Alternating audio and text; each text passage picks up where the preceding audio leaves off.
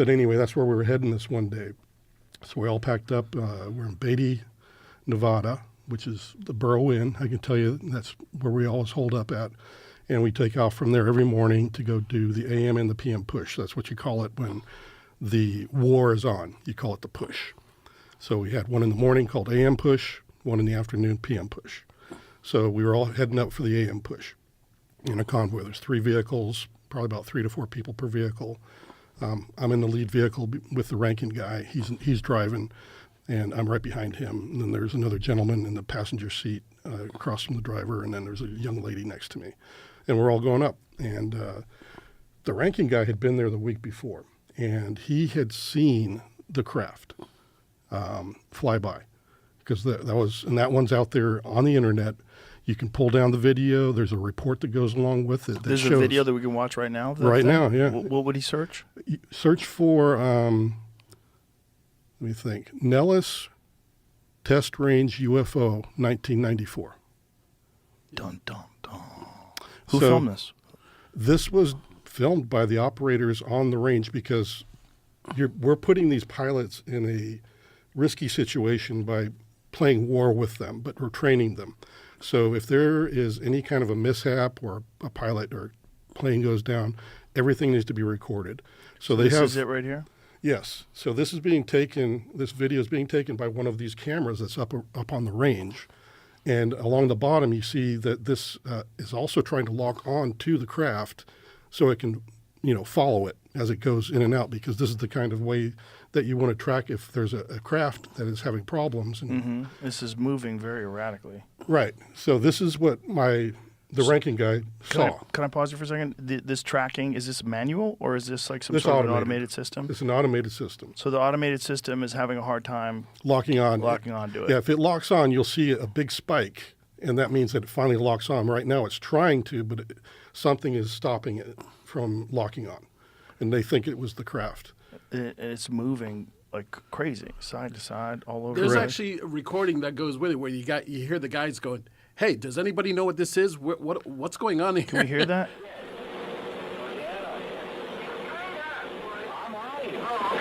That's Do the we way have it sounds when podcast you're mics? working up there. But I'm anyway, sure, but he's saying, "What is that? I don't know. We're having a hard time locking onto it." Right. This is the video operator. So the following week after this happens, this video is taken.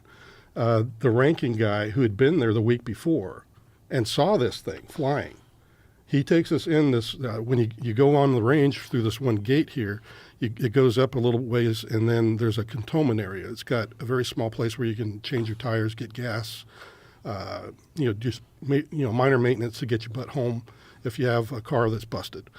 And then in the back of that cantonment area, there's 2 huts that look like campers, really.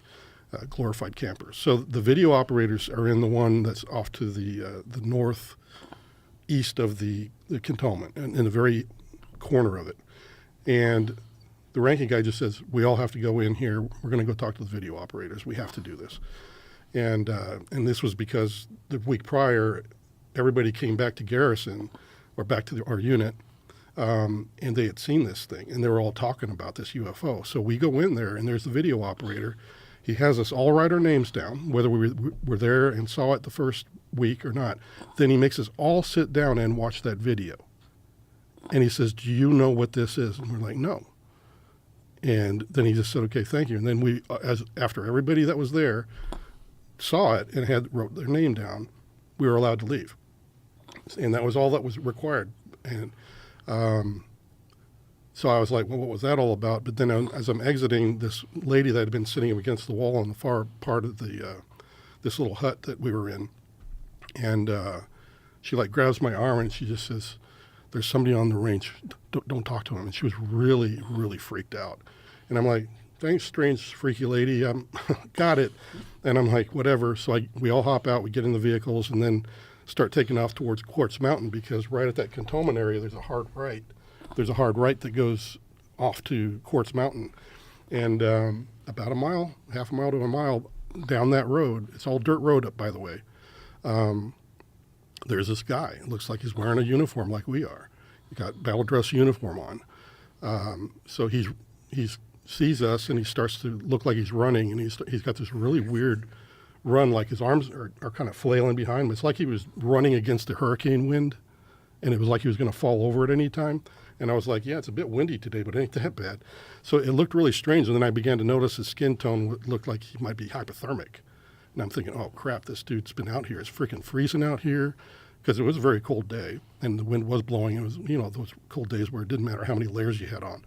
And so as we're getting closer, I'm talking to the ranking guy, hey, we need to slow down. So anyway, I'm thinking, this guy's probably in big trouble. I need to pull off my jacket. I need to give him something to get warm real quick. So I'm starting to do that, and we're approaching, and by the time I get my jacket most of the way off, he's right there at the corner of the front of the car.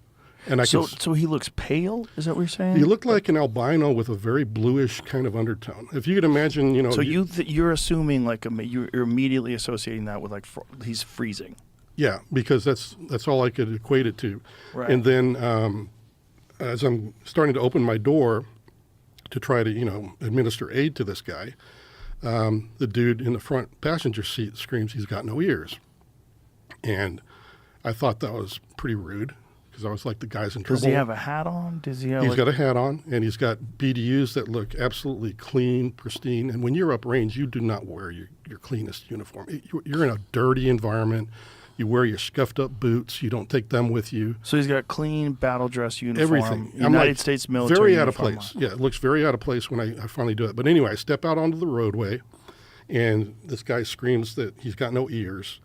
And I just thinking it's really rude. And then I close the door, and I look up, and he's got no freaking ears. And his eyes are twice as big.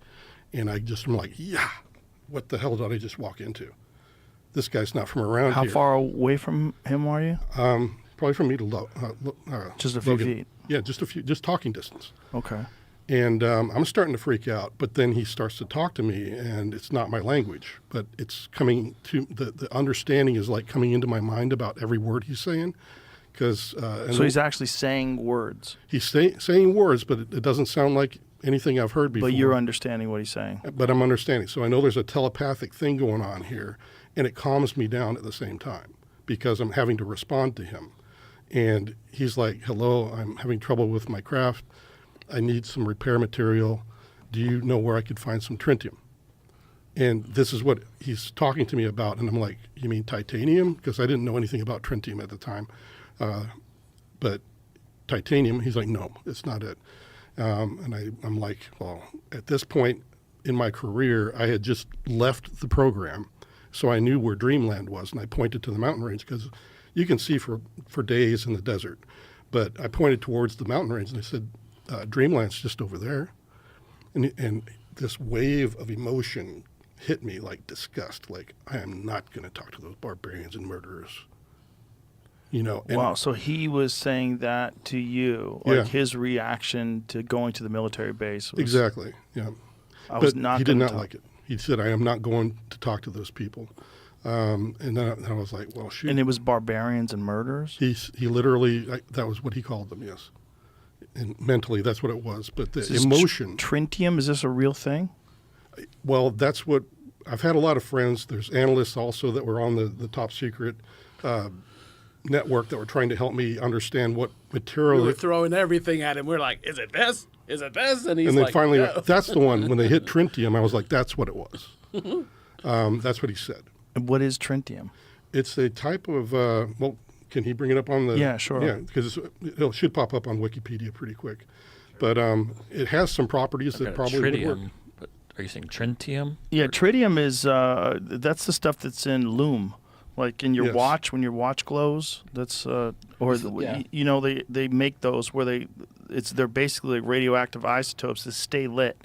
So like if you get like a Marathon watch, Marathon makes military watches, and it doesn't need like this watch. You need the light, and the light charges the loom, and then when it's dark out, you could read the hands for like a few hours. It's the thing that they used to put on the end of the guns, right? Exactly, they still do. A lot, like SIG has them. Now, on look their up guns. tritium also. Put an Tritium end in is there. just a lot. It's I did that. That's not giving me much. so tritium, chunky glow in the dark glitter. What is that? Oh, these are all these are game websites. Oh, I see. I don't know. I'm Okay, trying so to it's find- tritium, then I may be mispronouncing But it. tritium that's that radioactive isotope.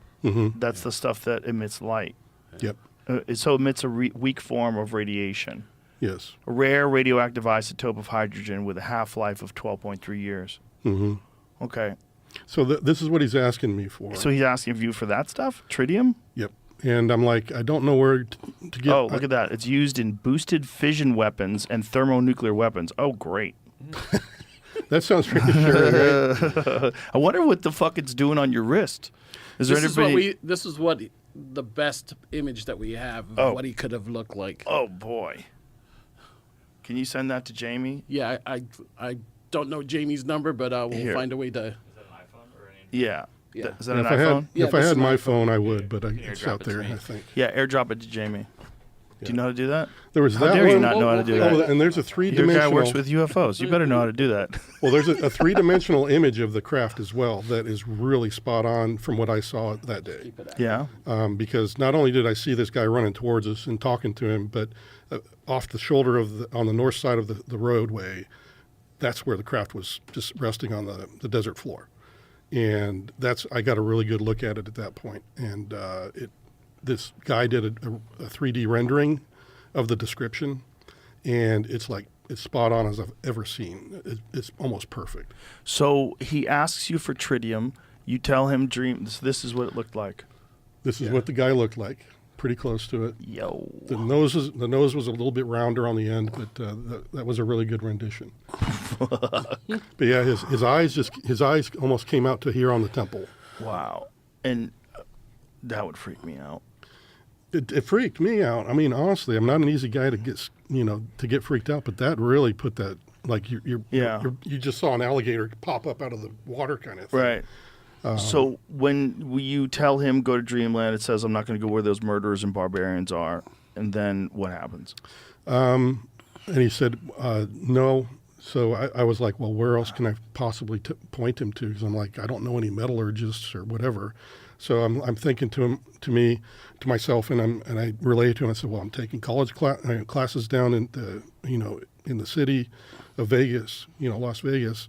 At the community college, but I have a geophysical professor that I'm taking a class from. Maybe he has a metallurgist friend, and he's like. So you're thinking at this time though it's a metal. I am, yes. Right, because you're thinking it's some kind of like titanium, some type of. Right. And there's also when he. This is the 3D image of what the craft looks like. That is almost as spot on as I've ever seen. That is about it right there. That's almost exactly what I saw resting on the desert floor. And so you're trying to find different people that you can connect this being to. Yeah. And what is it saying to you while you're... He thought that was a good idea, I think, or he was like, I mean, made him, he had that kind of, and he wanted to take action, so he doesn't really even say goodbye. He just kind of turns and off he goes back to his craft. And I'm thinking, well, okay.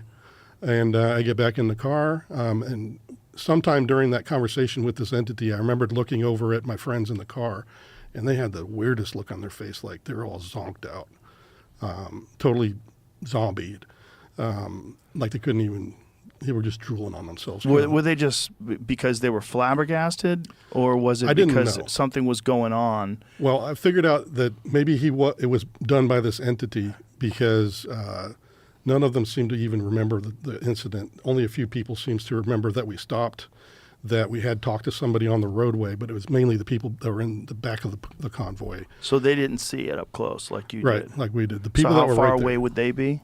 They'd probably be a good 2 car lengths behind us. That's still enough to detect whether or not someone looks blue, though, right? Correct, and that's probably what they saw. But you know me, I'm kind of wide and I'm big. I was very muscular back then. And you're standing in front of this thing. So they'd have a difficult time because this guy stood about a good half foot shorter than me. And so they probably could see his arms from time to time, maybe catch a glimpse of his face or something. So they probably didn't get a very good view because if you're looking at me, I'm standing right next to my door. Mm-hmm. And they're behind me kind of almost obfuscated by just the angle that they're looking at him. So all the windows are tinted in those vehicles. Mm-hmm. You imagine you're hanging out with Trump, and he's like, "You want to see the UFO? Can you keep a secret?" Yeah, there he is, hanging out with Nixon. And they supposedly do have something that crashed, and they supposedly do have biological entities that are on ice somewhere. As according to these whistleblowers that work for the government, and now we're talking about it, I just don't know what's real. It's hard to know. And you talk about it, you feel like a moron because it's like there's got to be something out there. Okay, we got to assume there's something out there. Whether or not, I don't even know. Right, but should we assume that something's been here? Yeah. Yeah. Yeah. I think so. Yeah, they've been here. Well, I would come here. If I was from somewhere else and I was like, imagine if you're like from some super advanced civilization that's completely abandoned war. There's no thievery. Everybody reads everybody's minds. There's no unfairness because they've worked all that stuff out. And it's just superior intellect because everybody's evolved for 1,000,000 years past where we are now. And you get the opportunity to see what a breakthrough civilization looks like, right when they're figuring out nuclear power, right when they're figuring out flight and war and cell phones and shit like that. Like, that would be like you and I going back and going and visiting the real Wild West. Like being in a gold mining town in 1830. You know how nuts that would be? You know how fucking crazy. Be one of the minor 49ers in 1849, going all the way to San Francisco, and these fucking animals stabbing each other in saloons. Like, you know what that would be like? That's insane. The kind of barbarians that took a chance with wooden wheels getting pulled by a horse and went across mountain ranges to try to get to the gold. That would be like us going to visit that. Of course we would visit that. Of course. Like, if you had a chance to see what it would like to see Christopher Columbus land in the Bahamas, to see what that must have been like, of course you would want to see it. If you could go literally back in time and see primitive humans, well, if they're just like us, but they're like us millions of years from now, of course they would want to visit us. It would be so interesting. Can you imagine if there was a planet where we could go where we could see cavemen? We go. Would you imagine? Fucking Musk would get us there in an hour. Yeah. But it's... Well, you can see guys making fucking arrowheads with flint for the first time and strapping them to sticks, giant fucking heads and big teeth, covered in hair, just figuring out tools. Oh, my God. We would be fascinated by those people. The way I think about it is, listen, since I'm a kid, we're talking about Martians and aliens, right? Since I'm fucking 6, 7, I've been hearing about this. The moon landing was in 69, so I was 6. So it started after that. Like, I heard more and more about it. So what you mean to tell me is in 55 years we haven't found out more information about it? We know. We know what's going on. We know. NASA's not stupid. They know something's out there. They play with us a little bit from time to time. But there's something out there, my friend. I think so, too. There's something out there. I think the other problem with the president knowing... can they keep things from the president? Of course they can. The president is only there for 4 years. And then he has to get in there again. And if he wins, he's only there for 4 more years. These fucking people have 30-year careers, 50-year careers in the intelligence agencies. They know. If they know something, and they've known something since, fucking Gerald Ford, why would they tell you? Why do you need to know? And We've already been hiding this from the population for so long. And those old-timers didn't need what's that when you have to sign something? NDA? NDA, like NAD, whatever the fuck. Yeah, there was no like, NDAs back then. There's no NDAs back then, Yeah. so there was something to it. Yeah. There was something to it. You got that place in New Mexico. You got Hudson County, what we discussed before, with the Martians landing. You have all these places that have a higher volume. I wonder what's number 2 in UFO sightings. I wonder what's number 1. What's number 1? Is it Hudson Valley? Yeah, Hudson Valley by the George Washington Bridge, that whole thing. That's crazy. That's number 1. I wonder what number 2, number 3, and number 4 is. It's interesting that a lot of them are over near where the ocean is, because that's one of the big theories, that they have bases in the ocean. Because the reality of the ocean is no one's looking. If you have something on Earth, satellites can see it. Like if you have something that's in the middle of Nevada in some deserted area and you have buildings, satellites can see that. They can see the structures. So you have to hide them. But if you have something in the ocean, nobody sees anything.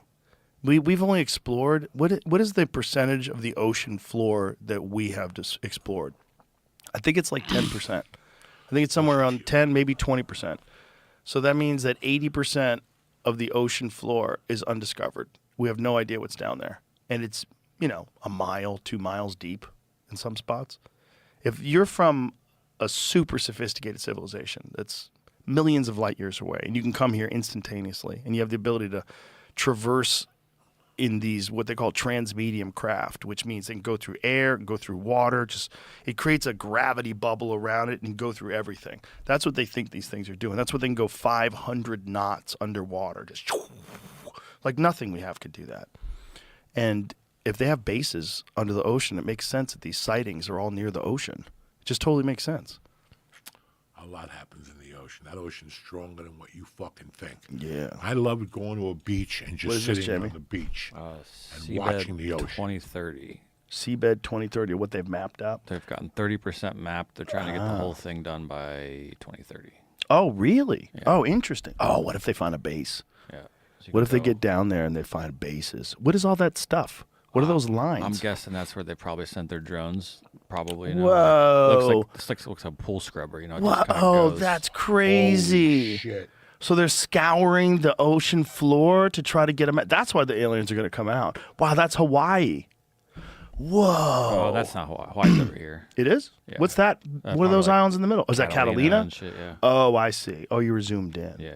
Oh, okay. I was trying to see what that's this stuff is. Oh, I see. I think these little light colored brown spots are what's sticking up, and the rest of it's underneath. But yeah, if you suddenly we find that Fravors right, or that there's there's this contact. Oh, well, suddenly, guess what? That's it. That's the top concern at that point. That's number one. Right. Yeah. So, I mean, the hope is always that if we're about to nuke ourselves into another dimension, that the aliens will come down and go, hey, dummies. just like a 1950s movie. Yeah. Like, Yeah. hey, you fucking idiots. Stop Right. doing that. The Day the Earth Stood Still. Yeah, Wasn't that one remember of them? one? Yeah. Yeah. Klaatu Barada Niktu. Wow. Remember that? Look at you. Yeah. That's pretty impressive, actually. Day the Earth Stood Still is a great fucking movie. It was a great movie. It's Yeah. weird. It's like a time capsule, right? Because what they thought it would look like, and Yeah. the robot. That's just Yeah, no, it is. It's I love the movie. I tried to get my boys to sit and watch it not too long ago, and they were like, "Really, Dad? This is what you spend your time watching?" And, You know what was interesting? I was like a normal thing that the family took the alien in their house. Yeah. Come on in, stay with us, strange person from Yeah. another land. Why wouldn't you? Yeah, why wouldn't you? He's talking to the kid. Like you're not even a little suspicious. You don't think this guy might be a creep? What's your favorite movie of sort of alien space genre movie? Well, I like the best one is Alien, the Sigourney Weaver movie. I think The first one. Yeah, that's most likely what alien life is going to be like. Some horrific parasitic fucking creature that eats everything it finds. Yeah. That to me seems likely. Yeah. That seems more likely. I remember sitting in the theater when that movie came out, watching it, and when it popped out of that guy's chest, he was, I mean, the entire theater jumped. Yeah. Right? It was just crazy. But People, it's hard because you watch that movie today and you're watching it having seen all the other movies that it's affected and all the other science fiction genre movies and special effects movies, but that movie was special. Yeah. In 1979, when that movie came out, that was a special movie. That was a fucking horrifically scary movie, and it was realistic. Like there was no cut the shit scenes. Everything seemed legitimate. The creature was completely unique. Weaver was hot. Hot as fuck. Yeah. Woo. I mean, honestly, we're looking That's at pictures of Liz Hurley. We should be looking at I Sigourney know. Weaver. And that's a great movie where a woman is the hero, and you're not flinching.